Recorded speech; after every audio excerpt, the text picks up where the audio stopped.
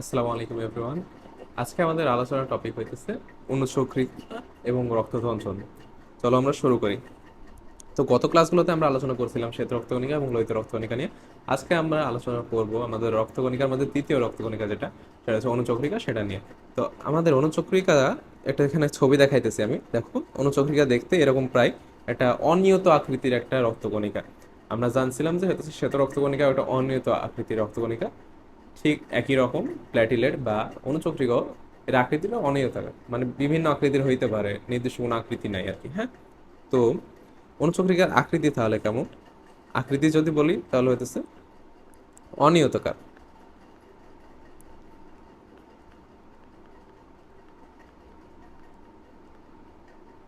আচ্ছা, এখন অণুচক্রিকার আকৃতি বুঝলাম, এখন হচ্ছে এর নিউক্লিয়াস আছে কি নাই।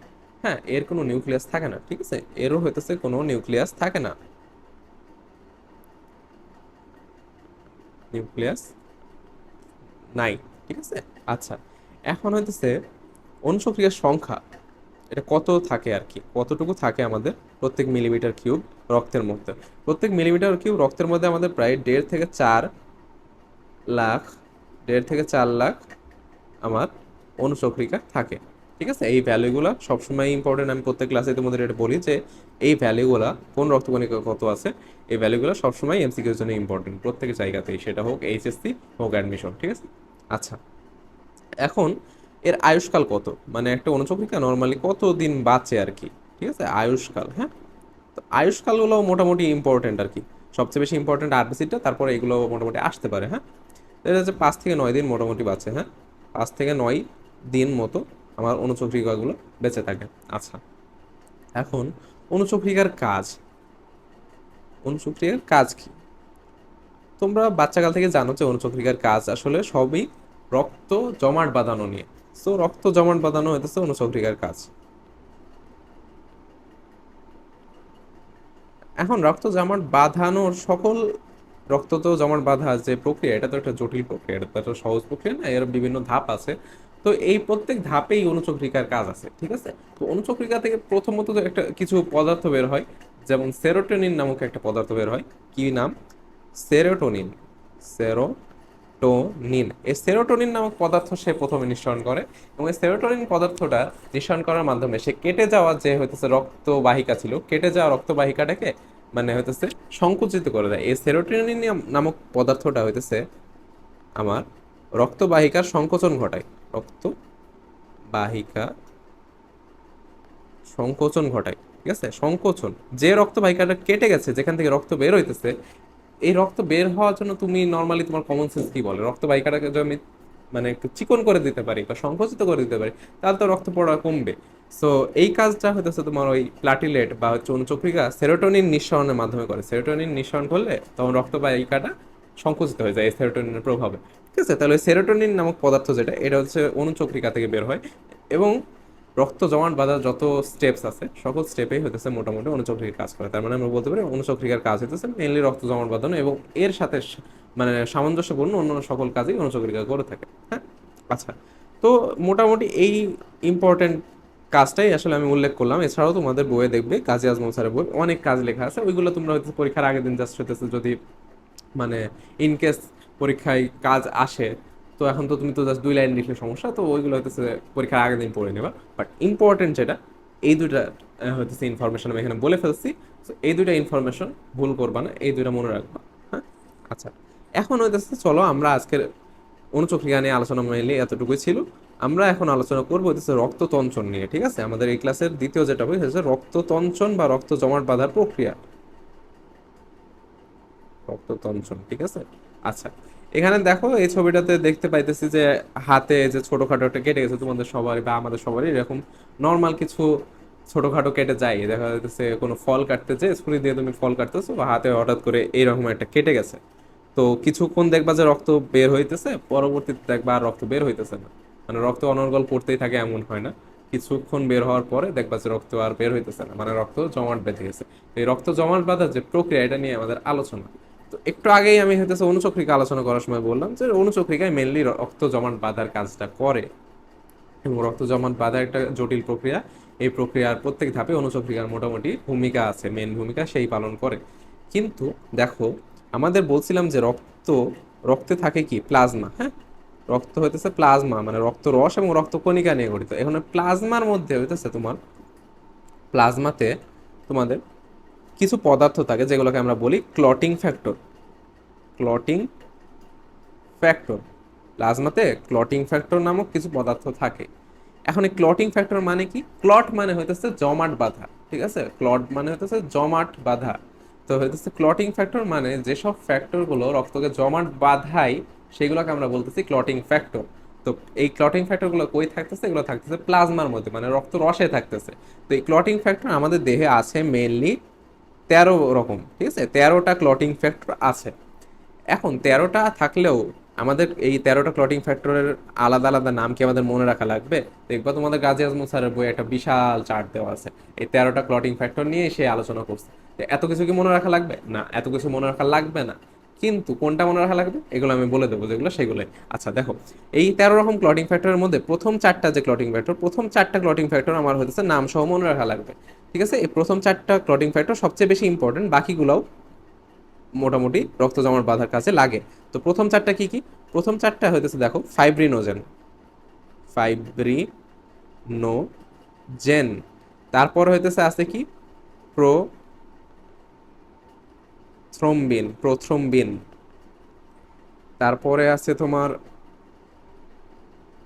প্রোথ্রম্বিন, তারপরে হইতেছে থ্রোম্বোপ্লাস্টিন, থ্রোম্বোপ্লাস্টিন, এবং শেষ যে ক্লটিং ফ্যাক্টর সেটা হচ্ছে তোমার ক্যালসিয়াম আয়ন। ক্যালসিয়াম আয়ন, ঠিক আছে? আচ্ছা, সবচেয়ে গুরুত্বপূর্ণ ক্লটিং ফ্যাক্টর তাহলে আমরা জানলাম যে 4টা, ঠিক আছে? 4টা গুরুত্বপূর্ণ ক্লটিং ফ্যাক্টর আছে। প্রথমটা কি? ফাইব্রিনোজেন, এটা হচ্ছে 1 নম্বর ক্লটিং ফ্যাক্টর। দ্বিতীয়টা হইতেছে প্রোথ্রম্বিন, তৃতীয়টা হইতেছে থ্রোম্বোপ্লাস্টিন, এবং 4 নম্বর ক্লটিং ফ্যাক্টর যেটা হচ্ছে ক্যালসিয়াম। তো তোমার এগুলো মাথায় রাখবা যে প্রথমটা হচ্ছে ফাইব্রিনোজেন, দ্বিতীয়টা হচ্ছে প্রোথ্রম্বিন, তৃতীয়টা হচ্ছে থ্রোম্বোপ্লাস্টিন, আর 4 নম্বর ক্লটিং ফ্যাক্টর হচ্ছে ক্যালসিয়াম। তো এমসিকে যদি আসে যে হচ্ছে চতুর্থ ক্লটিং ফ্যাক্টর কোনটা, তাহলে ক্যালসিয়াম বুঝতে পারতেছো। এই 4টা ক্লটিং ফ্যাক্টর মেইনলি ইম্পর্টেন্ট। এছাড়া আমাদের টোটাল কয়টা ক্লটিং ফ্যাক্টর আছে? 13টা ক্লটিং ফ্যাক্টর আছে। এখন এই 4টার নাম তো জানা লাগবেই, 13টার মধ্যে 4টার নাম তো জানা লাগবেই, আরও দুটো এক্সট্রা জানা লাগবে। যেমন হচ্ছে তোমার ফ্যাক্টর 8, যেটা এটার নামটা জানা লাগবে, ফ্যাক্টর 8। এই ফ্যাক্টর 8-এর নাম হইতেছে anti haemophilic, anti haemophilic factor. তো অ্যান্টি হিমোফিলিক ফ্যাক্টর এটা হচ্ছে তোমার ফ্যাক্টর 8। আরেকটার নাম জানা লাগবে হচ্ছে, সেটা হচ্ছে ফ্যাক্টর 9-এর নামটা জানা লাগবে, ঠিক আছে? ফ্যাক্টর 9-এর নামটা জানা লাগবে, এটার নাম হচ্ছে ক্রিসমাস ফ্যাক্টর। Christmas factor. আচ্ছা, এই দুটার নাম কেন এক্সট্রা জানা লাগবে ভাইয়া? এটা জানা লাগবে এই কারণেই, এইগুলো হইতেছে তোমার এমসিকিউতে আসে, এবং এই জিনিসগুলো হইতেছে তোমার মেডিকেল অ্যাডমিশন টেস্টের জন্য ইম্পর্টেন্ট। কারণ কি? মেডিকেল অ্যাডমিশন টেস্টে সেই সব প্রশ্নগুলোই মেনলি আসে যেগুলো হইতেছে তোমার আমাদের এই ফিল্ডে একজন ডাক্তারের যেগুলো জন্য যেগুলো জানা দরকারি, হ্যাঁ। তো ফ্যাক্টর 8-এর নাম যে হইতেছে তোমার অ্যান্টি হিমোফিলিক ফ্যাক্টর, এবং ফ্যাক্টর 9-এর নাম যে ক্রিসমাস ফ্যাক্টর, এগুলো হইতেছে তোমার জানা লাগবে। এখন হইতেছে কেন এটা ইম্পর্টেন্ট? এই যে অ্যান্টি হিমোফিলিক ফ্যাক্টর যাদের থাকে না, হ্যাঁ, তাদের একটা রোগ হয়। অ্যান্টি হিমোফিলিক ফ্যাক্টর যদি না থাকে তবে তাদের একটা রোগ হয়, এই রোগটার নাম হইতেছে তোমার হিমোফিলিয়া।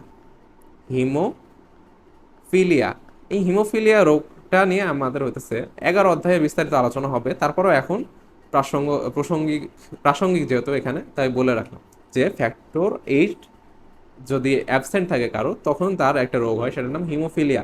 এখন এই হিমোফিলিয়া হইতেছে 2 ধরনের হয়, টাইপ 'এ' আর টাইপ 'বি'।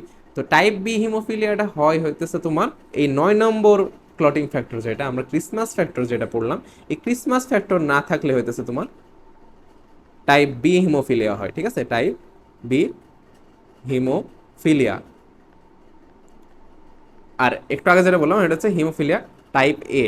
টাইপ 'এটা হয় 8 নম্বরের অভাবে, আর টাইপ 'বি' হয় তোমার 9 নম্বরের অভাবে, ঠিক আছে? এই টাইপ 'বি' হিমোফিলিয়ার নাম হচ্ছে ক্রিসমাস ডিজিজ। Christmas disease. তো ক্রিসমাস ডিজিজ হয় ক্রিসমাস ফ্যাক্টরের হইতেছে তোমার অভাবে, বুঝতে পারতেছো? আচ্ছা, তাহলে এই ছিল হইতেছে আমাদের আলোচনা ফ্যাক্টরগুলো নিয়ে, ক্লটিং ফ্যাক্টরগুলো নিয়ে। আচ্ছা, তাহলে আমাদের রক্ত জমাট বাঁধার ক্ষেত্রে আমাদের ক্লটিং ফ্যাক্টরের ভূমিকা আছে। এছাড়া ভূমিকা রাখতেছে কি প্ল্যাটিলেট বা হইতেছে অনুচক্রিকা। এখন হইতেছে প্রক্রিয়াটা কি। ধরো আমি একটা যদি রক্তবাহিকা আঁকাই, ধরো এইটা হইতেছে একটা রক্তবাহিকা। এর মধ্যে ধরো এই যে রক্ত কণিকা, এগুলো হচ্ছে আরবিসি। এছাড়াও তোমার থাকতে পারে হচ্ছে ধরো ডাব্লিউবিসি থাকলো। আর হইতেছে তোমার এই সবুজ দিয়ে যেগুলো দেখা যাচ্ছে এগুলো ধরো অনুচক্রিকা। আচ্ছা, তো নর্মালি হইতেছে এরকম ব্লাড ভেসেলটা থাকে।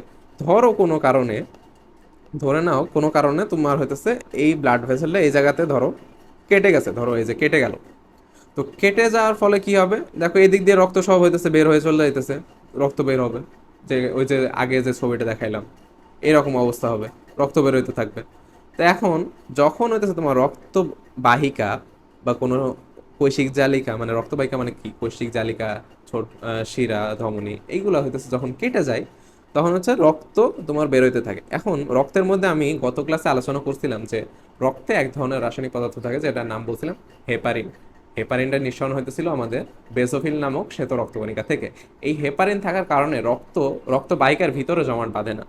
কিন্তু যখন হচ্ছে রক্তবাহিকা এই যে কেটে গেল যে, তো এই কেটে যাওয়ার ফলে হইতেছে রক্ত এখন যখন বাতাসের সংস্পর্শে যখন আসবে রক্তটা, তখন হইতেছে হেপারিনটা নিষ্ক্রিয় হয়ে যাবে। তাহলে কি হবে, হেপারিন তোমার নিষ্ক্রিয় হয়ে যাবে। প্রথম কাজ কি, রক্ত যখন হইতেছে বের হয়ে চলে যাবে, মানে রক্ত যখন রক্তবাহিকার বাইরে আসবে, তখন হইতেছে রক্তে থাকা হেপারিনটা হইতেছে তোমার নিষ্ক্রিয় হয়ে যাবে বাতাসের সংস্পর্শে এসে, নিষ্ক্রিয়।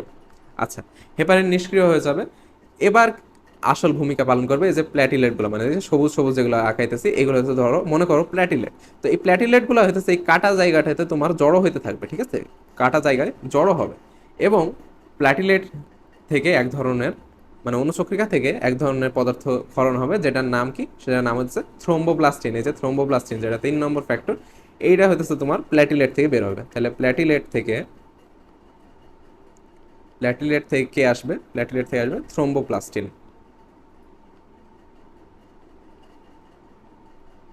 প্ল্যাটিলেট থেকে আসবে থ্রোম্বোপ্লাস্টিন। আচ্ছা, মানে থ্রোম্বোপ্লাস্টিন কি করবে, থ্রোম্বোপ্লাস্টিন হইতেছে তোমার প্লাজমার ভিতরে থাকা হইতেছে তোমার প্রোথ্রম্বিন যেটা ছিল, মানে যেটা যে 2 নম্বর যে ক্লটিন ফ্যাক্টর, প্রোথ্রম্বিন, এটা ছিল প্লাজমার মধ্যে। তো এই প্রোথ্রম্বিনকে তোমার হচ্ছে থ্রম্বিনে পরিণত করবে।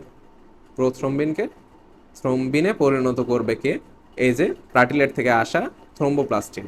ঠিক আছে, প্রোথ্রম্বিনকে থ্রম্বিনে পরিণত করবে। এখন এই থ্রম্বিন কি করবে, প্লাজমার মধ্যে প্রথম ক্লটিন ফ্যাক্টর, 1 নম্বর ক্লটিন ফ্যাক্টর যেটা ছিল ফাইব্রিনোজেন, ফাইব্রিনোজেন, এই ফাইব্রিনোজেন থেকে তোমার হইতেছে ফাইব্রিন তৈরি হবে। এই বিক্রিয়াতে হইতেছে তোমার প্রভাবক হিসেবে কাজ করবে এই যে থ্রম্বিনটা। আচ্ছা, এখন এই প্রত্যেক ধাপেই ধরো তোমার হইতেছে 4 নম্বর ক্লটিং ফ্যাক্টর যেটা ক্যালসিয়াম আয়ন, এই ক্যালসিয়াম আয়নটা প্রয়োজন হয়। আচ্ছা, তাহলে এইটা ছিল মেনলি আমাদের রক্ততঞ্চনের প্রক্রিয়ার একটা অংশ। তাহলে কি হলো, প্রথমে হইতেছে তোমার এই যে রক্তবাহিকা যেটা, এটা কেটে গেছে, কেটে যাওয়ার কারণে রক্ত বের হইতেছে। আচ্ছা, আর রক্ত যখন বাতাসের সংস্পর্শে আসবে, তখন এই রক্তের ভিতরে থাকে হেপারিন, যেটা রক্তকে জমাট বাঁধতে দিতেছিল না, এটা নিষ্ক্রিয় হয়ে যাবে। তাহলে হেপারিন নিষ্ক্রিয় হইলো। আচ্ছা, হেপারিন নিষ্ক্রিয় হওয়ার সাথে সাথে এইখানে এই কাটা জায়গাতে এই যে প্ল্যাটিলেটগুলো সব এসে জড়ো হইতেছে, অনুচক্রিকা জড়ো হইতেছে। অনুচক্রিকা জড়ো হয়ে তোমার থ্রোম্বোপ্লাস্টিন নামক এক ধরনের ক্লটিং ফ্যাক্টর, যেটা হচ্ছে আমাদের 3 নম্বর ক্লটিং ফ্যাক্টর, এটা নিঃসরণ করবে। এবং এই থ্রোম্বোপ্লাস্টিন আমাদের প্লাজমার ভিতরে থাকা প্রোথ্রম্বিনকে ক্যালসিয়াম আয়নের সহায়তায় থ্রম্বিনে পরিণত করবে। থ্রম্বিন পরবর্তীতে ফাইব্রিনোজেনকে ক্যালসিয়াম আয়নের সহায়তায় ফাইব্রিনে পরিণত করবে। ফাইব্রিন হইতেছে তোমার এক ধরনের, মানে সুতার মতো পদার্থ, ঠিক আছে, ফাইব্রিন হইতেছে এক ধরনের সুতার মতো পদার্থ। হ্যাঁ, এই সুতার মতো ফাইব্রিন, একাধিক ফাইব্রিন একসাথে মিলে, একাধিক ফাইব্রিন ধরো পলিমারাইজেশন বা ক্রস লিঙ্কিং এর মাধ্যমে, পলিমারাইজেশন বা ক্রস লিঙ্কিং, মানে একটার সাথে আরেকটা ফাইব্রিন সুতা একসাথে যখন লেগে যাইতেছে, তখন সেটাকে আমরা বলতেছি ক্রস লিঙ্কিং। ক্রস লিঙ্কিং এর মাধ্যমে একটা জালের, মাছের জাল, মাছ ধরা জাল দেখছো না, ওরকম জালের মতো একটা হইতেছে স্ট্রাকচার তৈরি করে। মানে একটা ফাইব্রিন সুতা অনেক কটা ফাইব্রিনের সাথে একসাথে মিলে মাছ ধরা জালের মতো, মানে জালের মতো একটা হইতেছে স্ট্রাকচার তৈরি করে। ঠিক আছে, এই জালের মতো স্ট্রাকচারটা কোথায় তৈরি হবে, এটা যদি দেখাই একটু তোমাদের, ধরো এই এখানে এরকম জালের মতো, তোমার মাছ ধরা জালের মতো ফাইব্রিন জমা হবে। ঠিক আছে, ফাইব্রিনগুলো জমা হইতে থাকবে। এখন দেখো, যখন ফাইব্রিন জালক তৈরি হয়ে যাবে, ফাইব্রিন জালক যখন তৈরি হয়ে গেছে তখন এদিক দিয়ে যখন হইতেছে রক্ত বের হওয়ার চেষ্টা করবে, তখন এই ফাইব্রিন জালকের মধ্যে তোমার হচ্ছে এই যে লোহিত রক্তকণিকা, শ্বেত রক্তকণিকা, অনুচক্রিকা সব এখানে এসে জমা হয়ে যাবে। তাহলে সবকিছু ধরো, সব রক্তকণিকা এসে ধরো এই জায়গাতে জমা হয়ে যাবে, এই জালের মধ্যে আটকা পড়ে যাবে। সো দেখো এই রাস্তাটা তখন বন্ধ হয়ে যাইতেছে। তখন কি রাস্তাটা বন্ধ হয়ে যাইতেছে, মানে রক্ত আর বের হইতে পারবে না। সো এইটাই ছিল আমাদের হচ্ছে রক্ত জমাটের প্রক্রিয়া, রক্ততঞ্চনের প্রক্রিয়া। তাহলে আমি যদি আরেকবার রিক্যাপিচুলেট করি, প্ল্যাটিলেট থেকে থ্রোম্বোপ্লাস্টিন আসলো, থ্রোম্বোপ্লাস্টিন পরবর্তীতে প্রোথ্রম্বিনকে থ্রম্বিনে পরিণত করলো, থ্রম্বিন পরবর্তীতে ফাইব্রিনোজেনকে ফাইব্রিনে পরিণত করলো, ফাইব্রিন পরবর্তীতে ক্রস লিঙ্কিং বা পলিমারাইজেশনের মাধ্যমে ফাইব্রিন জালক তৈরি করবে, ফাইব্রিন জালক তৈরি করবে। এই জালকের মধ্যে হইতেছে তোমার অন্যান্য সকল যে রক্তকণিকা ছিল সেগুলো জমা আটকা পড়ে যাবে, এবং আলটিমেটলি তোমার কি হবে, ফাইব্রিন জালকের মধ্যে যখন হচ্ছে রক্তকণিকা আটকা পড়ে যাবে তখন হচ্ছে রক্ত জমাট বেঁধে যাবে, রক্ত আর বের হবে না।